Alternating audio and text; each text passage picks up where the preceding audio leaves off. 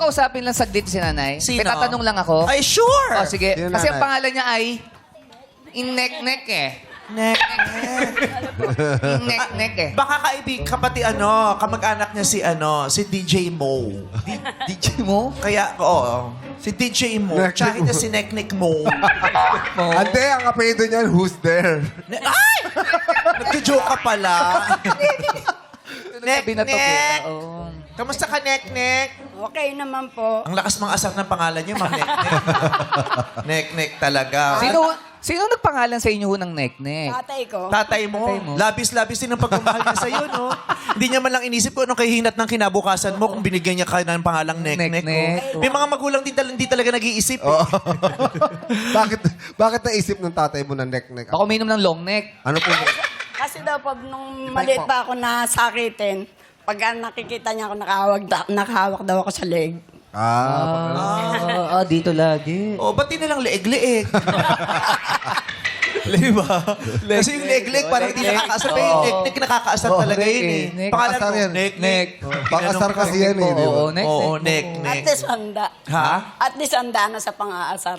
Handa na sa pag-asa. Oo. Oo, tama naman. Sorry. Okay, ilang taon na po kayo? 70. 70 years old. May maintenance na? Wala pa po. Ay, Masigla kasi nga, si hindi Nek-nek. naman nagpapacheck up. kaya hindi natin nalalaman na Hindi kailangan porkit wala siyang maintenance, wala siyang Tama. Ay, never nagpa-check up kaya hindi niya alam kung anong maintenance niya. Hindi pa kayo Malakas nagpa-check. talaga. May check Walang up naman nararamdaman. May check-up. Meron naman. Oh, kamag-anak niyo po yung doktor? Hindi po. Hindi naman, oo. So, Walang maintenance. Wala. bakit po? Ano Walang po ba ang pambili. Walang maintenance. Hindi. Wala talaga. Malakas ang katawan.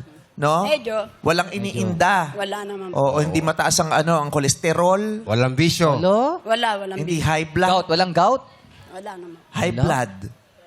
Okay lang. Migraine. Wala. Wow. Oh. Rayuma. Minsan nakakaramdam din ng pananakit ng tuhod. Ah. Siyempre sa Ay, sa katanggalan. Ilang taon na po ba kayo? 70. 70. Oo. Malakas pa to. Gusto mo isali kita sa Turo Bluson? Bakit naman umabot na tayo? Bakit Eh, ang lakas pa eh. Oh, walang maintenance eh. Kasi nung isang araw, nanonood akong volleyball, flash yung commercial lang. Meron na namang Tour of Luzon, nagbabalik. Tapos sabi nung barkada ko, ba't di mo isali si Ayon dyan? No!